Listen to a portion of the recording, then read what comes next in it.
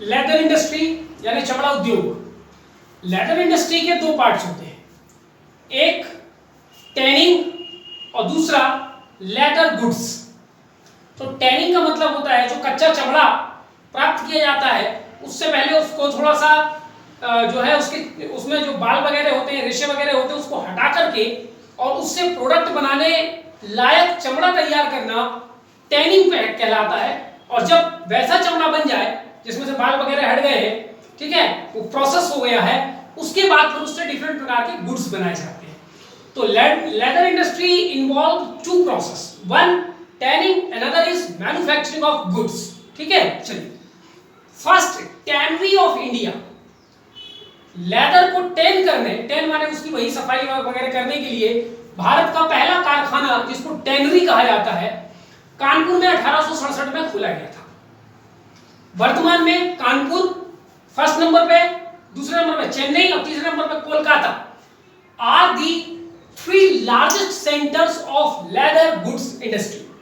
भारत में leather goods से जुड़े हुए जितने प्रोडक्ट बनते हैं उसमें सबसे लीडिंग है कानपुर, फॉलोड बाय चेन्नई, उसके बाद कोलकाता, फिर और आगरा और ये सब। ठीक है, स्टेट वाइज यदि हम देखें तो एक नंबर पर यूपी, दूसरे नंबर पर वेस्ट बंगाल और तीसरे नंबर पर महाराष्ट्र। ठीक, चलिए यहां तक बात खत्म हो जाती है leather industry. Pulp and paper industry, लुगदी एवं अखबार जो है, पेपर माने कागज, लुगदी एवं कागज उद्योग। ये लुगदी एवं कागज उद्योग एक फॉरेस्ट बेस्ड इंडस्ट्री है, यानी वन आधारित उद्योग है, यानी इसके लिए कच्चा माल वन से प्राप्त होता है। First paper mill in India, Bharat में पहला पेपर मिल 1816 में चेन्नई में खोला गया, लेकिन ये बहुत सक्सेसफुल नहीं रहा और बहुत जल्दी बंद हो गया। इसलिए फर्स्ट सक्सेसफुल पेपर मिल, उसका नाम था रॉयल बंगाल पेपर मिल, कलकत्ता के पास बैलीगंज में 1870 में खोला गया। इस समय अखबारी कागज, पेपर एंड पल्प वगैरह का जो लीडिंग प्रोड्यूसर है वो है महाराष्ट्र, जिसका 20% कंट्रीब्यूशन है, और महाराष्ट्र में Ballarpur is the leading centre. दूसरे नंबर पे आंध्र प्रदेश 15%, राजमुंदरी बड़ा फेमस जगह है आंध्र प्रदेश में जो कि पेपर इंडस्ट्री के लिए जाना जाता है। तीसरे नंबर पे तेलंगाना 12% कंट्रीब्यूशन, और यहां पर सिरपुर, जिसको कागज नगर भी उपनाम उसका है, सिरपुर या Kagaznagar is the leading centre. Per capita paper consumption, प्रति व्यक्ति प्रति वर्ष अखबार कागज उसकी कितनी खपत है, दुनिया में 58 किलोग्राम, भारत में 13 किलोग्राम। तो it is still very much less in India. However in terms of environment it is good, but in terms of industry it's not good. India is highly import dependent on news print and currency print paper. अखबार वाला जो paper है और currency वाला जो paper है उसके production में इंडिया सेल्फ रिलायंट नहीं है, बल्कि इसके लिए जो उपयुक्त कागज होता है वो हम यूरोपियन देशों से जो है आयात करते हैं। ठीक है, इंपोर्ट करते हैं उसको। ठीक, क्योंकि best paper and pulp industry कहां लोकेटेड होता है, जहां पर सॉफ्ट वुड्स पाए जाते हैं। ठीक है, रोजवुड, महोगनी, ठीक है, सीडर, ऐसे वृक्ष पाए जाते हैं। और ऐसा वृक्ष आपको पोलर और सब पोलर जो क्लाइमेट है, यानी कि taiga climate is the best suitable climate for paper and pulp industry. इसलिए दुनिया का सबसे बड़ा पेपर एंड पल्प इंडस्ट्री वाला कंट्री है कनाडा। ठीक है, फिर स्वीडन, फिनलैंड, नॉर्वे, इसी तरह जहां पर टैगा क्लाइमेट है, उसी प्रकार रसिया में साइबेरिया वाला पार्ट। तो जहां पर टैगा क्लाइमेट होता है वो बेस्ट सुटेबल इंडस्ट्री के लिए प्लेस होता है। अब इंडिया में लिमिटेड अमाउंट में टैगा इंडस्ट्री जो है वो टैगा क्लाइमेट जो है वो पाई जाती है, जम्मू कश्मीर में पाई जाती है, कुछ सदर्न इंडिया में पाया जाता है।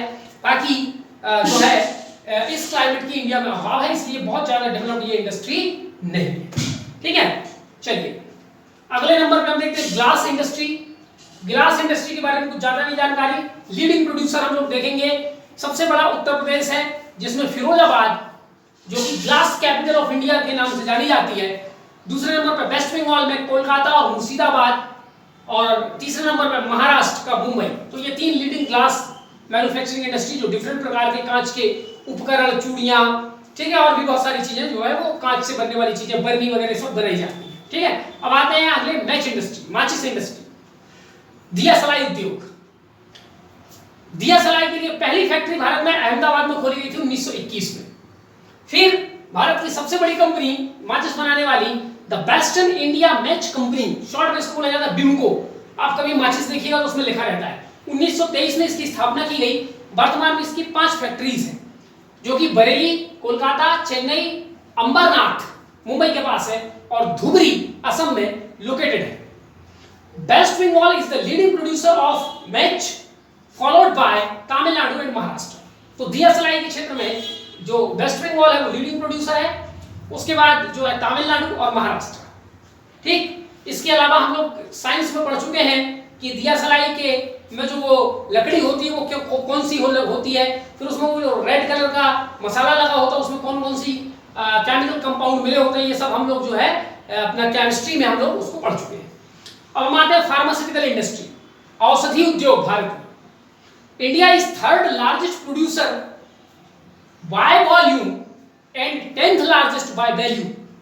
यानी अगर दवाइयों औषधियों की बात की जाए तो दुनिया में भारत तीसरे नंबर का लार्जेस्ट प्रोड्यूसर है यदि मात्रा की बात करें तो, लेकिन कीमत के हिसाब से बात करें, वैल्यू के हिसाब से बात करें तो इंडिया 10th लार्जेस्ट प्रोड्यूसर है दुनिया का। अब यहां पर ये इतना अंतर क्यों है कि हम थर्ड लार्जेस्ट बाय वॉल्यूम है लेकिन 10th लार्जेस्ट बाय वैल्यू है? तो इसका सीधा सा आंसर है कि भारत में दवाइयां बहुत सस्ती हैं, इसलिए उसका जो वैल्यू है वो बहुत कम हो जाता है। ठीक है, चलिए आगे हम देखते हैं। Drugs prices in India are some of the lowest in the world. पूरी दुनिया में सबसे कम दवाई की कीमत जहां पर पाई जाती है, भारत उनमें से एक देश है। हो सकता है कोई और देश में दवाइयों की कीमत इससे भी कम हो, लेकिन भारत दूसरे तीसरे नंबर पे आता है दवाइयों की कीमत के मामले पर, जिसमें दवाइयों की कीमत भारत में सबसे कम है और इसीलिए भारत थर्ड लार्जेस्ट प्रोड्यूसर है वॉल्यूम के हिसाब से, लेकिन वैल्यू के हिसाब से 10th लार्जेस्ट है। अगर हम अपने यहाँ के ड्रग्स की प्राइसेस बढ़ा दें तो हम थर्ड लार्जेस्ट बाय वॉल्यूम है, और अगर जितनी ज्यादा बढ़ा दें तो हम सेकंड और फर्स्ट नंबर में भी बाय जो है वैल्यू आ सकते हैं, लेकिन भारत ऐसा नहीं कर सकता क्योंकि भारत एक वेलफेयर स्टेट है और कम कीमत पर औषधियां जनता तक पहुंचाना ये भारत सरकार का एक उद्देश्य है। ठीक है, तो drugs prices in India are some of the lowest in the world and has one of the largest inventories of highly skilled pharmaceutical professionals. और भारत में दुनिया के सबसे कुशल फार्मास्यूटिकल्स यानी फार्मास्यूटिकल प्रोफेशनल माने दवा उद्योग में दवा बनाने वाले जो वैज्ञानिक हैं, जो फार्मासिस्ट हैं, वो भारत में सबसे बेस्ट पाए जाते हैं। इसीलिए भारत के बारे में कुछ और बातें हम आगे देखेंगे। India is world largest producer of generic medicine. ठीक है, जेनरिक और एक स्टैंडर्ड, 2 प्रकार की मेडिसिन होती है। तो जेनरिक मेडिसिन के मामले में भारत दुनिया का सबसे लार्जेस्ट प्रोड्यूसर है और इसी प्रकार की जेनरिक दवाइयां प्रधानमंत्री जन औषधि केंद्र से हमें मिलती है। यदि वही हम स्टैंडर्ड दवाई बाजार से खरीदें तो वो 100 रुपए की आएगी, लेकिन प्रधानमंत्री जन औषधि केंद्र में वही दवाई 10 से 15 रुपए में आपको अवेलेबल हो जाती है। दोनों दवाइयों का फॉर्मूला सेम होता है, एक का पेटेंट होता है, एक का पेटेंट नहीं होता, इतना अंतर है। ठीक है, चलिए, तो हम लोग लार्जेस्ट प्रोड्यूसर हैं जेनरिक मेडिसिन के and second largest vaccine supplier. अगर हम वैक्सीन की बात करें, टीकों की बात करें, तो दुनिया में सबसे दूसरे नंबर पर वैक्सीन सप्लायर है इंडिया और HIV मेडिसिन के मामले में भी भारत दुनिया में दूसरे नंबर पर आता है। ठीक है, तो अब भारत थर्ड लार्जेस्ट प्रोड्यूसर है overall medicine, second largest vaccine, second largest HIV, first largest generic medicine. इसके अलावा भारत में हॉस्पिटल्स बहुत अच्छी क्वालिटी के हैं, फार्मासिस्ट बहुत अच्छी क्वालिटी के हैं, वैज्ञानिक बहुत अच्छे हैं। इन सब बातों को ध्यान में रखते हुए India is known as the pharmacy of the world. Bharat को दुनिया का औषधालय कहा जाता है क्योंकि यहां पर विभिन्न प्रकार की दवाइयां बनती हैं। चलिए, अब अगर हम मार्केट साइज देखें कि दवा मार्केट का भारत में कितना कंट्रीब्यूशन है, तो हम देखते हैं 3.1 लाख करोड़ रुपए यानी 3.1 लाख करोड़ रुपए का मार्केट है भारत में प्रति साल दवाइयों का। ठीक है, ग्रोथ रेट, किस रफ्तार से भारत की दवा उद्योग, दवा मार्केट जो है वो बढ़ रही है। तो ड्रग्स की बात करें यदि हम, दवा मार्केट में दो चीजें आती है, एक ड्रग्स, एक डिवाइसेस। ठीक है, तो ड्रग्स में हमारा जो ग्रोथ रेट है वो 8% है और डिवाइसेस में 16% है। एक्सपोर्ट, भारत दुनिया के लगभग 200 देशों को एक्सपोर्ट करता है, यानी ऐसा कोई देश नहीं है भारत में जिसको दवाइयां भारत एक्सपोर्ट ना करता हो। इनमें से टॉप 3 कंट्रीज हैं जिनको हम सबसे ज्यादा दवाइयां एक्सपोर्ट करते हैं, यूएस, ईयू और जापान। ठीक, एक्सपोर्ट वैल्यू कितने का हम एक्सपोर्ट करते हैं? 1.5 लाख करोड़ रुपए का हम एक्सपोर्ट प्रति साल करते हैं, जिसमें 90% ड्रग्स होता है और 10% डिवाइसेस होते हैं। यानी भारत मैक्सिमम मात्रा में ड्रग्स का एक्सपोर्ट करता है, डिवाइसेस का बहुत कम। एक्सपोर्ट वैल्यू यहां पर वही, अब इंपोर्ट वैल्यू हम देखते हैं। हम एक्सपोर्ट तो करते हैं 1.5 लाख करोड़ का, लेकिन हम इंपोर्ट करते हैं 0.7 लाख करोड़ का। यानी हम इंपोर्ट कम करते हैं, एक्सपोर्ट ज्यादा करते हैं। यानी फार्मास्यूटिकल सेक्टर में India is the net exporter. Is it clear? चलिए, तो 0.7 लाख करोड़ रुपए का हम इंपोर्ट करते हैं और इंपोर्ट में 55% डिवाइसेस और 45% ड्रग्स।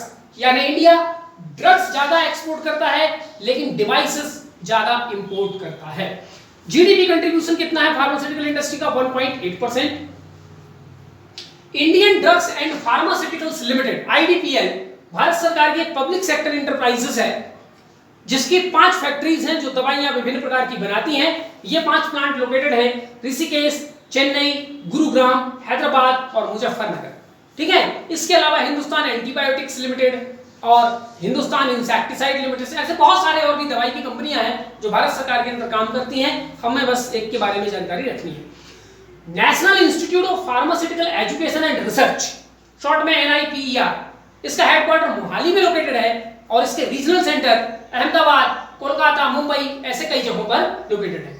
प्रधानमंत्री भारतीय जन औषधि परियोजना, तो प्रधानमंत्री भारतीय जन औषधि परियोजना का मतलब यह है कि प्रधानमंत्री औषधालय या आउटलेट्स खोले जाएंगे दवाई दुकानों के, जहां पर सरकारी कीमत पर जेनरिक दवाई जनता को बहुत कम कीमत पर अवेलेबल होगी। यहां पर मिलने वाली सारी दवाइयां जेनरिक होती हैं, ब्रांडेड नहीं होती। ठीक है, चलिए, national pharmaceutical pricing authority, Bharat में जो दवाइयां हैं उनकी प्राइस फिक्स करने का काम ये जो है नेशनल फार्मास्यूटिकल प्राइसिंग अथॉरिटी करती है, ताकि जनता को अफोर्डेबल कीमत पर दवाइयां मिल सके। Bureau of pharmaceutical PSU of India, BPPI, ये एक नई संस्था बनाई गई है जिसका काम है ये जो प्रधानमंत्री भारतीय जन औषधि योजना है उसको इंप्लीमेंट करना। ठीक है, और जन औषधि दिवस 7 मार्च को प्रतिवर्ष भारत में मनाया जाता है। इसी के साथ हमारा फार्मास्यूटिकल इंडस्ट्री भी यहाँ खत्म होता है। नेक्स्ट वीडियो में हम लोग देखेंगे भारत में MSME, क्या इसकी परिभाषा है, MSME का मतलब क्या है, इसका इकोनॉमी में क्या कंट्रीब्यूशन है, और उससे रिलेटेड कुछ महत्वपूर्ण इंडस्ट्री जैसे coil industry, khadi industry, village industry, ये देखेंगे और इसी के साथ हमारा इंडस्ट्री कंप्लीट हो जाएगा। Thank you.